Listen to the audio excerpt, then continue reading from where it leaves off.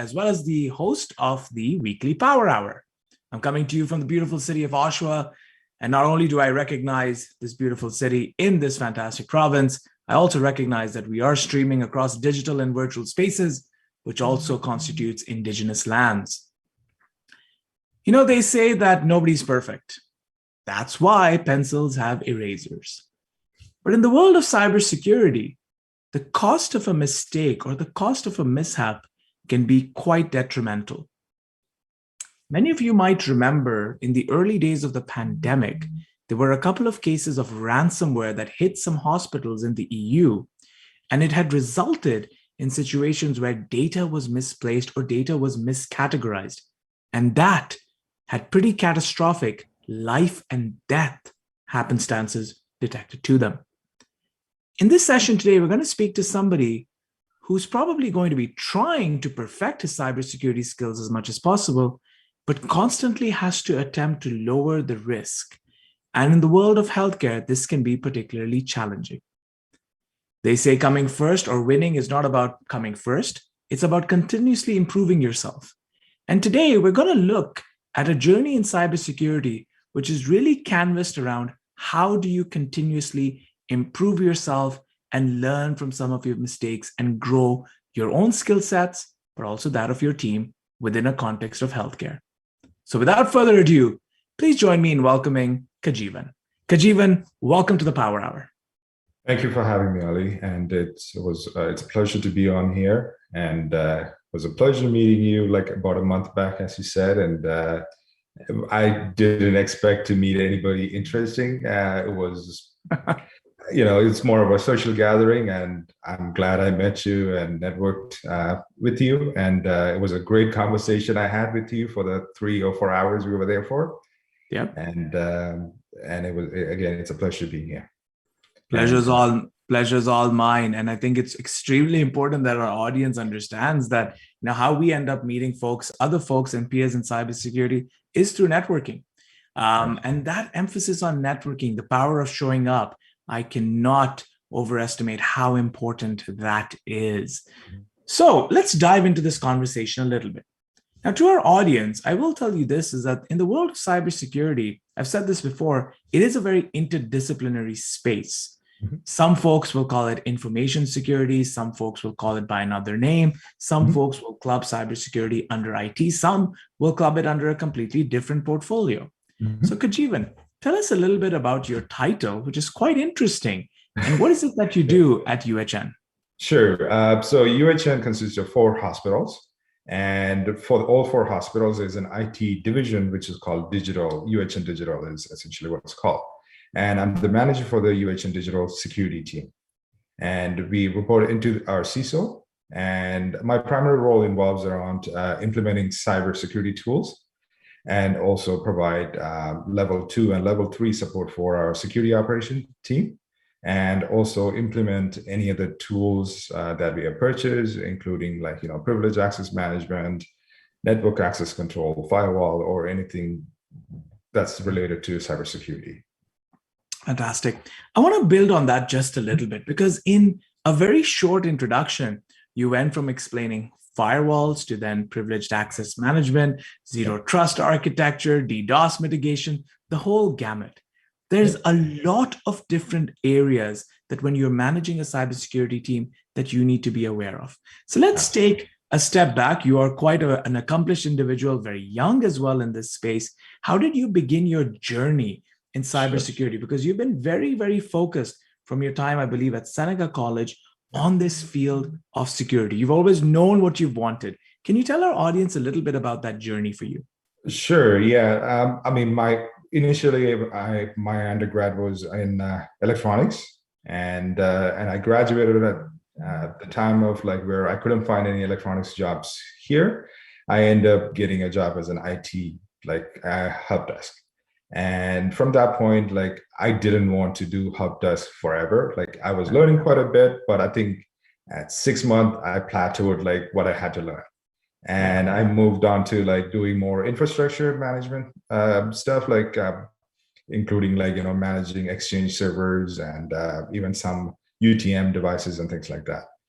And on side, like I always had some interest in, brute forcing attacks and, taking like stealing like cookies and, back then, like, you could actually, there was like a guest form, you could actually inject any kind of JavaScript and steal cookies and like things like that. And I was playing with it, but I had no idea what I was doing. And I didn't even know what they were called.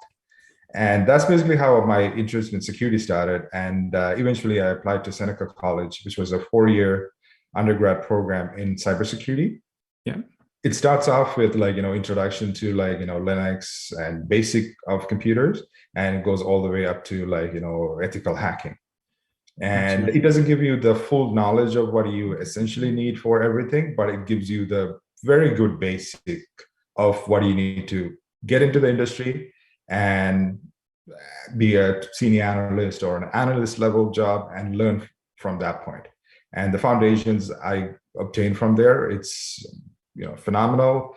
I enjoyed every single class, and it was a really nice experience. And every prof that I met even helped me till this day. Like, we run into things, or I can email them, and they're always there to help me. And eventually, after graduating from Seneca, I got a job at University Health Network as a senior analyst. And it was a very small team. It was 3 of us, and primarily security was not the priority, I would say. Like, as I was getting hired, I was hired for doing threat risk assessments. Every time a new vendor comes in, we just had to evaluate the vendor's processes, what they need access to, and how they are managing our data, things like that. And eventually our team grew to about 9 of us right now. And as the team grew, I got promoted as well. I became the lead for the cybersecurity team lead, and eventually I became the manager for the team. And now we have 2 separate, I wouldn't call it separate, it's more of a 2 separations or responsibilities. I oversee primarily the technical aspects of the team, and Kashi Parvez, he's our CISO, and he sees overall security. On top of it, like, he's directly responsible for compliance. That includes awareness, education, and policies as well. Fantastic. And I think it's really important that there are many steps in your cybersecurity career, but the first step is extremely important. And I think what you've outlined is that first step around being inquisitive about how different pieces come together. I think when you look at a lot of young students that have gotten into cybersecurity, a lot of it comes from questioning and inquiry, trying to see what happens if I try something. What can I get out of this system? What can I get from a non-typical way? So Kajeevan, were you of that nature that you started to create sandbox environments and trying things out? Absolutely. I still do have them. I have like a couple of ESXi servers running in my home. And I have running like, anything from like, XP to like even Windows 10, like, and some Linux OS, as well as like Metasploit, anything like, whenever I have a chance, I do play with it. And I also like, have subscription to like, Hack the Box and things like that, where, just I don't get the time as I used to get it like a few years back, but I still like enjoy playing with it. And I still want to play and learn more of that for sure. And even like, I download like firewalls as a VM and test them out as well. Absolutely. And I think this is another area which, to our audience members listening, you can drop your questions in the chat, and I'll be looking at them and I'll share them. Or if you want to drop them through direct message, you can share that as well. But I want to unpack this just a little bit more. I've always said this, that, intelligence is a measure of your ability to change. Right. How do you go about creating environments where you yourself can do testing for yourself and can do some more learning? How do you go about setting these spaces up? Do you purchase your own devices? Do you do it, primarily from home? Do you create sandbox environments at the workplace? How do you go about doing that? Any tips and best practices that you can share for our audience? Sure. I do both. Like, we have some sandboxing environment at work, and we have like, I always had like sandbox and test environment at home. initially I didn't have the budget or the know-how to really set up as a servers and run ESXi. So I started off with VMware Workstation, and basically that's how I started and ran like a couple of machines, Kali Linux, which was back then, it was Backtrack, and a few other VMs. And I just won't patch those Windows OSs and then like just scan them and find what the vulnerabilities are and just use Metasploit. And that's basically the basic way I got to like learn like how to exploit a system. And eventually, like I have taken some SANS courses, GXPen, GPen, things like that. I'm more interested in the red teaming side of things. So that's why I have focused on that area. Yep. And where, you know, I learned like kernel exploitations and things like that, which is more complicated. And it takes a little bit of research to do if you were to ever do it on your own. And one thing I found with the SANS courses, they spoon fed it to you, but it was a lot of information coming at you that was, you know, you had to learn it in a week. And I think the mental mindset that you bring to the table, much of cybersecurity learning, or dare I say learning in general, is about unlearning. We used to do things a certain way, but now, given that new exploits have been found, we have to rethink that. And this applies to a variety of areas. So I want to start to give our audience a little bit of a sense of you've come forward as this individual who had a very, yes, you started off in engineering, but very technical area of interest. You went to college, and then if my understanding was correct, you also went to our sister campus here, Ontario Tech, and you completed your master's as well. Can you tell me, along with doing your master's, you also went ahead and did certifications like you mentioned from SANS, from EC Council, from ISACA. Can you tell us a little bit about how you made that determination of what to go after and when? Right. Was it random, or was there a method to the madness? No, it was a little bit of method to the madness for sure. I actually looked for, when I graduated from Seneca, I was applying for a few of the jobs. I got few interviews, and I felt like, you know, I had IT experience, but I wasn't so qualified in security. And I wanted to see what they are really looking for. And I found, like, you know, CISSP is one of them. CEH was another one.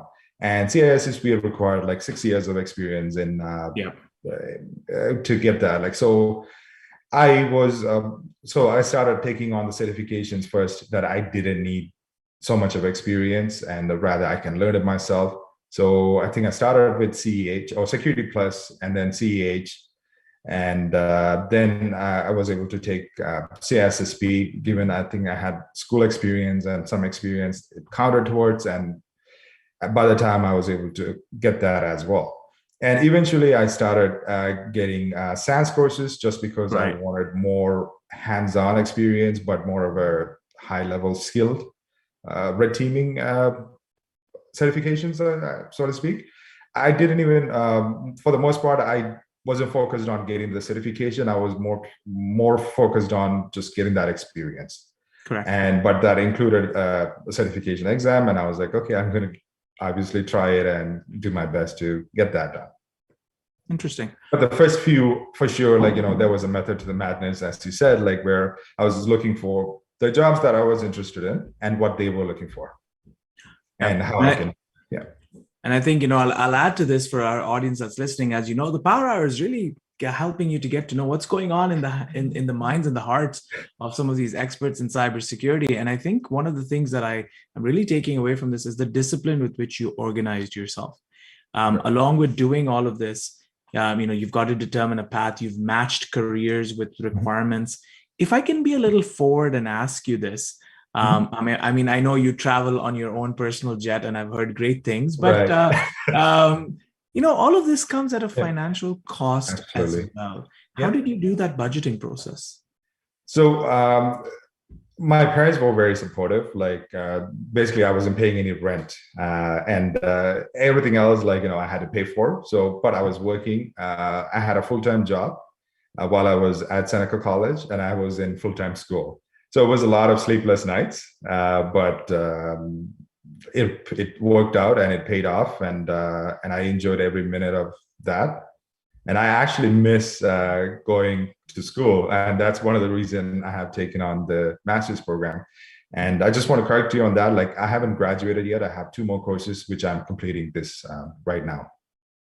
I wish you all the speed with that. And I know that not only will you graduate, you may even come back and look to teach. So let's work with this a little bit. I can relate a little bit to the sleepless nights. But as they say, right, dreams are not what happens when you fall asleep. Dreams happen when you're awake. So and Right. they keep you Absolutely. awake. So I think that dream of trying to get to certain positions in security really kept you driven and moving along.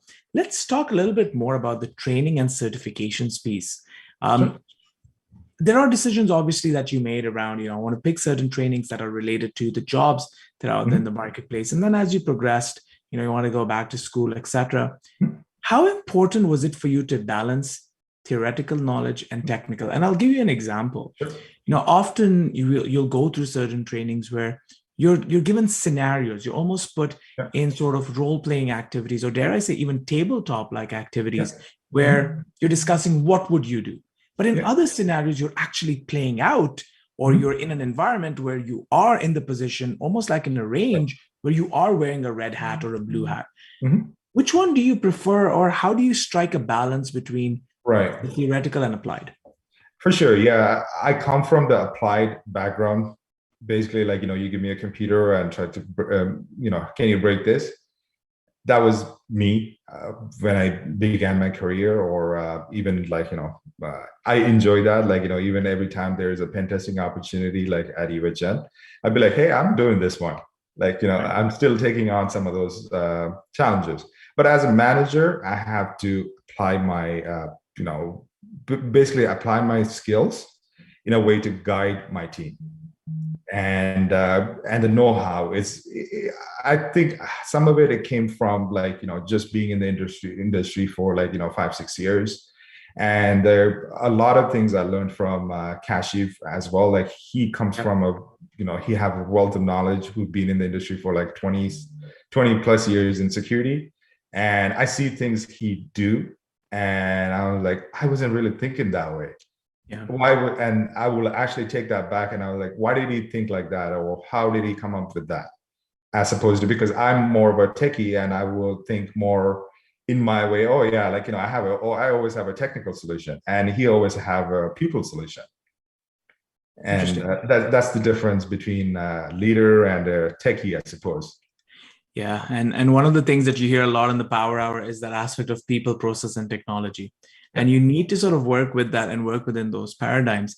I also feel that when you are making that decision around what certifications you want to do, etc., you have to learn how to strike that balance, but you also need to know where you excel the most. There is no one size fits all. And like you said, for example, an individual like myself, I do enjoy more of the engagement side of things. Yes, sitting behind, looking at logs, making decisions of what we need to do is one aspect in getting them done, but also communicating those changes higher up, where decisions have to be made from a finance perspective, from a budget perspective. Now, I will say this, that Kajeevan, you are striking quite a bit of a fan club on the Cyber Exchange platform. One interesting comment that was made from Brian, I'm not sure if you know him, he makes a comment where he says, Kaj likes the Wi-Fi pineapple on his pizza, which is a very interesting comment. I'm assuming you know Brian. I think I know this Brian. Like, he is, he's from UHN, I believe, and he's a manager for the desktop engineering team. Basically, he manages all workstations. Basically, make sure that you're able to come to work and be productive. Right, exactly. So Brian, thank you for that comment. And yes, Kaj, I've now that I know that I can call you Kaj. Kaj, I will tell you this, that in my work with the team at CyberX and Cyber Exchange, I've had the pleasure of meeting a lot of folks from UHN, and Kashif Parvez as well, and myself have been on various boards together and also spoken at a number of conferences, including the upcoming CISO Forum. So I will take this moment to take 10 seconds to remind our audience that if you are interested in attending CISO Forum 2021 put by CyberX, it is going to be, for now, a hybrid event. And I'll have one of the team members from CyberX drop the link to the event into the chat so that you can register yourself and get your tickets. Kaj, I want to work with this just a little bit more in terms of the technical and theoretical side of things. Now, when I look at the progression of your career, there's been a lot of focus and dare I say, to use medical terminology, a lot of surgical precision in what you've done. Was that by chance or was that by design that you ended up very focused in the healthcare space? No, I think that was by chance. I always enjoyed being in the healthcare space. Right. And plus, my wife brings the healthcare side as well. And she always talks about the healthcare side of things as well. So therefore, I definitely enjoy it, but I wouldn't say it was by plan. And at some point, I did leave UHN and went to a bank as well because I wanted to get that private sector experience in security as well. And I hear a lot of different things from my friends who are in the banking or the private sector side of things, as opposed to how healthcare is done. What I enjoy in healthcare is there's various different, all the tools that we play with, meaning like banks have very large teams and they are isolated to do a certain thing. Like if you are on privilege access management, and that's essentially what you're doing for whatever time period you're there. And what I enjoy at UHN, we have, I would say most of the top tools in whatever area, like firewall or antivirus or privilege management and things like that. And even SIM, and you get to play with every single one of them. And I'm not an expert in all of those tools, but I know enough to get around on some of them. And I became an expert on some of them while I was trying to implement as when I was more hands-on. Can I take this a step further and ask you that in healthcare, especially when I began this conversation, I spoke about the margin of error that you can have in certain environments. And in the healthcare space, and I assume even in the banking space to some degree, there's a very limited to a low margin of error. When you think about things like WannaCry, when you think about some of the recent attacks that have been targeting and COVID-driven attacks that have been hitting the healthcare space, can you tell me a little bit about what's changed in terms of what you're seeing and what you're protecting against over, let's say, the last 18 months? Right. I mean, what's really changed, we are primarily focused on user awareness. And we were not doing that, I would say, it began in the last 2 years, where we started focusing on getting our users to know what is out there and what you should be watching out for, what you should be not clicking on, not doing things, you shouldn't be doing. And that also started with phishing awareness education, meaning we will send phishing once every month and see who is falling victims for. And if somebody is falling victim in few times in a row, we have like a 15-minute session one-on-one with somebody from cybersecurity team would actually have a talk with them and say, hey, these are the phishings that you clicked on. And here's, we will highlight what are those areas that you should have looked for. And a lot of them feel much better about it once you do that. And we have noticed then they become less prone to clicking things and more prone to reporting it. That's one. The second area of interest, a lot of vendors in healthcare, their primary job is to make sure the device is functioning the way it's supposed to function, meaning if it's an MRI device, all they care about obtaining the MRI. They didn't really focus on can we apply this month's patch, or can we put an endpoint security on it, or can we lock it down any further? That was not the focus of many of these vendors. Now they're starting to realize they need to make sure all of those things are locked down, or make it put it into an isolated environment where it doesn't need anything else other than maybe a file share or maybe just one server that needs to access. And we have noticed the big change with vendors. And as UHN, when we do a TRA and prior to signing any contract, we are holding accountable with a contract saying the vendors, if you identify a critical vulnerability or critical or high vulnerability, we have 30 days to remediate it or come up with a compensating control to remediate that. And it was not part of the previous contracts or previous devices that was purchased. Interesting. And yeah, and the other aspect is like, we are asking them, can we install like endpoint security on these devices? Can we do, how can we lock it down prior to going it on, putting it on our network? Yeah. Yeah. Yeah. I think what is really key over here, and this is a recurring theme that we hear across many sessions, is you have to ensure that you realize cybersecurity doesn't occur in a vacuum. There's a context, and I want to unpack that context just a little bit more. I mean, our audience has got a good sense of how you've got to where you're at, and to our audience members, Kajeevan is on cyberexchange.ca. If you have more questions, I'm sure he would make a very fine mentor. You can reach out to him and connect with him and ask him. And now that we've come to sort of situating you within the role that you're in healthcare, there are a lot of things that have changed in that context. I want to start off with the aspect of telemedicine. This has been ushered on us primarily a lot. In 2 months, we've seen 3 years worth of innovation, as Satya Nadella says. And now you're seeing that, with patients sometimes not necessarily wanting to come into the hospital. In some cases, certain specialists also providing remote kind of services.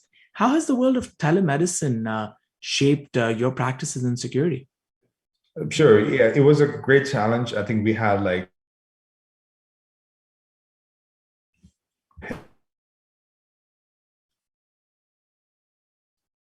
I think we have momentarily, Kajeevan, we lost you for a very brief second, but you're back now. Sure. Sorry. I will repeat again. Yeah. So I will start over. I think we had about 2 weeks to really come up with the telemedicine program as soon as the COVID hit. But prior to that, like we were already started working on some of those telemedicine aspects. We knew it was the future, but we didn't know that was going to happen like 2 years ago. And how it changed, a lot of it has to do with what information is out there, how are we protecting it, and how the clinicians are dialing into the telemedicine program, how it integrates with teams, and how it integrates with the EPR systems and things like that. There are quite a bit of work to implement that and make sure there's no privacy breaches or security breaches on that area. And we are using some tools that was meant to integrate with our EPR and Teams, for example. And that removes all the previous data, previous conversation, things like that, like from Teams, and puts everything into EPR. And or the previous patient won't be able to know what happened, or if they accidentally dialed in to the previous room or things like that. There were measures taken to protect that as well. And I think there's one very interesting thing that I'm seeing in the live chat happening. Brian and Greg, probably Greg as well. Yeah, Greg was the one who hired me at UHN, and he was the manager for UHN digital security, like back when he was building it up. Yeah, well, Greg is definitely paying homage to your experience and mentioning that you are a rare fit in the cyberspace. And I've also mentioned it too. I'm really enjoying, the method to your madness. But, I'll also go a step further, and I'll go back to an interview that I did with Luc Roy, who is the CIO, a mentor of mine at Laurentian University.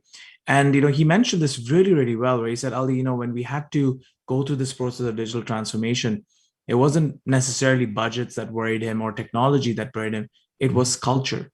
Right. And I think one of the things that is extremely important is culture, as they say, right? It eats everything else and strategy and everything else for breakfast. Culture is extremely important. I think having a team that is willing to pivot, that is able to try out new technologies, individuals like yourself that can work in different sandbox environments and envision the art of making things possible, I think that is extremely important. Kajeevan, can I ask you this, that as you've built your team, how do you allow them to explore new ideas? Security often tends to be about just make sure nothing happens. How do you get your team to explore new ideas and try new concepts? And just for our audience, again, I think we may have lost Kajeevan just for a second there. I know that he was having some connectivity challenges. I think Kajeevan is back. Kajeevan, I'm not sure what was the last thing you heard from him.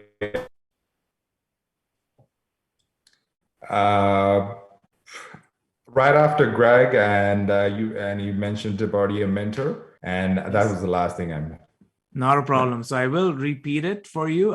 Your connection is a little spotty, so the Sure. audience may not necessarily be getting all of your audio right now, but I will just check in and just keep them abreast of. Hopefully, we can Okay. continue.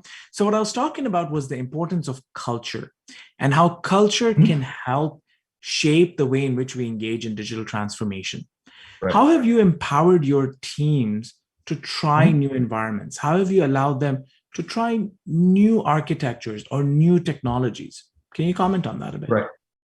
Sure. Yeah, I think at UHN we have a great culture, and even cybersecurity team is very small. And when Greg was a manager, I think he started that like almost like a family feel to the team, Yeah. and that's still continues. And how we go about like trying new tools, and I typically assign one tool whenever we purchase or prior to purchasing. This tool is going to be yours, and that's your baby, and there will be a backup 1 or 2%, depending on the size of the tool and the help that's required.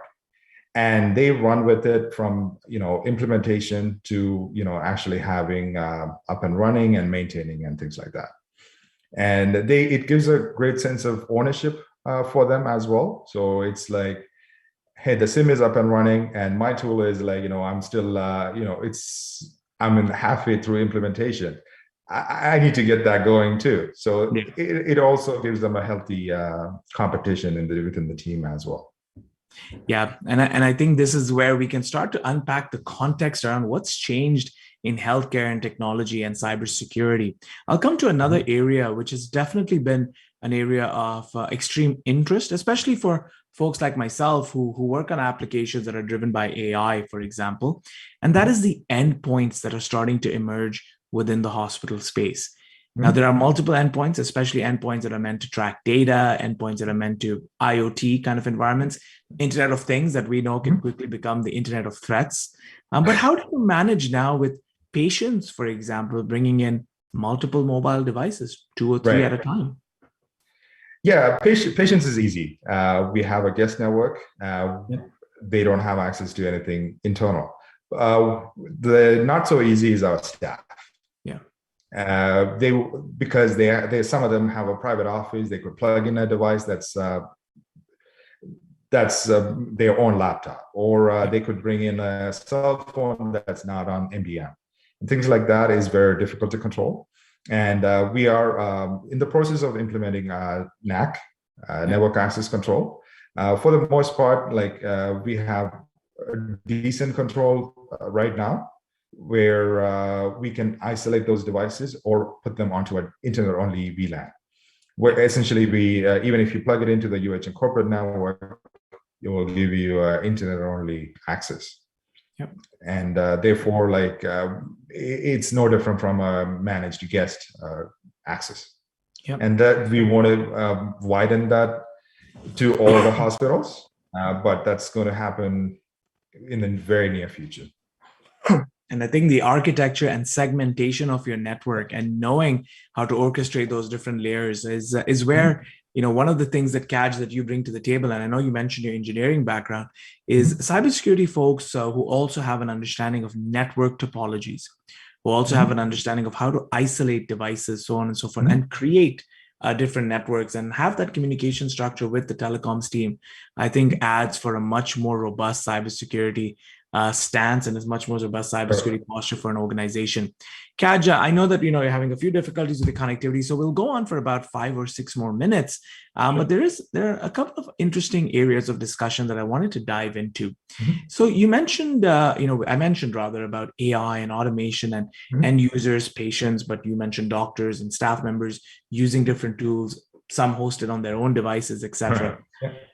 What about adopting AI and automation technologies into your controls? For example, on the Cyber Exchange platform, with companies like Darktrace, SentinelOne, that use a lot of AI-driven tools for anomaly detection. Is that something that you're using as well? We are currently not using it for the most part. We are using within our SIM environment, somewhat of an AI to identify threats and the threat actors, and also even to correlate like some of those events and identify it as a threat. where that it is in our plan to implement like SOAR, basically to automate like any of the alerts and take an automated action without even having a human to interact with. Yeah. And the reason behind it is one, it's we can do it much faster. The minute it notices, we can isolate the device and contain the device. And two, it takes more time for there will be more time freed for our SOC team, and they can actually focus on things that they need to actually do a threat hunt, or more focus, more human is needed on investigating those alerts. And that's our goal. And likely we will implement something like that like in the new year. Yeah, and I think this is where an interesting conversation comes up around automation. And often you find some nervousness, especially when you adopt these tools. What does it mean to human labor? And I am from that camp of thought that believes that a lot of the automation tools and AI tools that you have simply augment what you're currently doing. You have to upskill a lot of your staff members to understand, for example, if you're going to use a tool like Darktrace, all of a sudden you also need to understand the basis of data analysis. You need to understand different algorithms. It's a very fascinating area of discussion. And to our audience members, if you are interested in seeing some of the AI cybersecurity tools that have been featured on Cyber Exchange, you can go to Cyber Exchange platform. You'll see collateral from Recorded Futures, Darktrace, Kaspersky for that matter, many others that are using different elements of AI. And you can find more information on the Cyber Exchange platform. A couple of more questions, Kajeevan. Hopefully the internet gods smile at us and we can sustain the connection. Kaj, I want to go into a little bit of an analysis of how do you go about building your team? Now you've come from being hired into it. Now you've progressed on, you're leading it.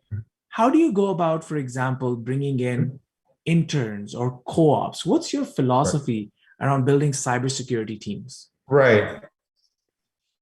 Personally, I look for more of a fit for our team, like personality fit, like more than the knowledge that they bring. And the second, I look for the interest in cybersecurity, what they want to do and what they have done so far, and how's their home network looks like. Do you do anything on your spare time, like related to creating a network, or have some pen testing or anything that you're interested. Those are the things that I really look for, more than like you having the right certifications or things like that. But definitely certifications help, but I wouldn't say those are the end of the hiring process. If you have the CISSP, it doesn't automatically mean you're qualified to be in the cybersecurity team. Yeah. Right. And I feel like if the personalities don't they get along with the existing team, they can accomplish a lot more than conflicting personalities within the team. Yeah, I couldn't have said that better. Thank you so much. And Brian does agree with you as well. Also made an agreeable comment with regards to the AI perspectives that we brought. So Kajeevan, I know that you do have other places to be. I'm going to take one question, which is less on the security side. Actually, you know what? Let's take two questions, and then we'll come to an end at 12:50. Kaj, you've mentioned a lot about you're looking for the right attitudes at the table. You're looking for the right personalities at the table. You're looking for the right fit. Can you tell me a little bit about what is your philosophy also when it comes to incident response? I've said this many times. Many people say it. It's not if, it's when the attack happens. Okay, cool. I get that. But it takes a certain mentality. It takes a certain presence. You exude a lot of calm, but how is Kaj in the moment that there is an incident that needs response? Is he like Ali, where he hides under the table? Or how does he marshal his troops?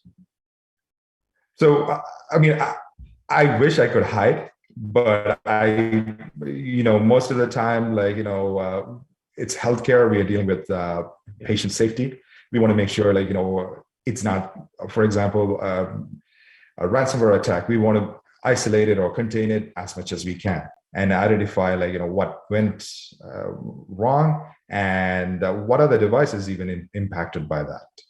And we had smaller incident, it took us a good week to actually contain it 100%. even though we have isolated it, and there were devices that popped up before, it was turned off and it came back on and things like that. So it takes, I would say it's a calm, but we just need to guide the team in the right direction and tell them, give them small bits of instruction to each member, what you need to do and what is your responsibility. One of the two of my guys, basically, they were walking around at Toronto General and the Mars Center looking for these computers and looking for these devices. And one of the interesting one, I had two guys actually, when look for one device, they couldn't find every one of them. Just one of them even video called me and showed me, hey, there is no computer here. And it turned out it was a built-in washer, has a screen, and none of us ever even thought that was a computer. And so those are the challenges in healthcare when you're even dealing with an incident. Absolutely. You might think that's actually just a screen that just controls like a washer, or something like that, but it actually was running Windows 7 in the back. Absolutely. And, this subject of IoT is certainly very interesting. But I think what's also very crucial, and I paid a lot of attention to this, and, with all jokes aside, I was paying attention to, how you were referring to your team, and you kept using the word we. And I think this is extremely important, that ownership that you need to have over this. Often what tends to happen is the teams get left on their own and then they report back to someone. And I think this is a testimony to what I'm hearing from your fan club, that you are a team player. And I think this is such an important element when you are engaging in cybersecurity. Kaj, the internet gods are smiling. So I'm going to try my luck with one more question and then we'll come to an end. And I know you're busy. So Kaj, 3 more minutes if we have your time. Kaj, I know that whether you were reborn a million times over, I know that you would go back into cybersecurity. You're very passionate about this space. But Kaj, if you had a chance to go to school to study something else besides engineering and security, what would that something else be? I'm not even sure. I think this is the career calling that I had. I liked electronics, and that's one of the reasons I got into. I like building, and with my with the resistors and the programmable circuits and things like that, I enjoyed it, and that's why I thought it would be a great career move to me getting into electronics. And I didn't enjoy it as much as security, and I'm not even sure what I would do if I never got into security.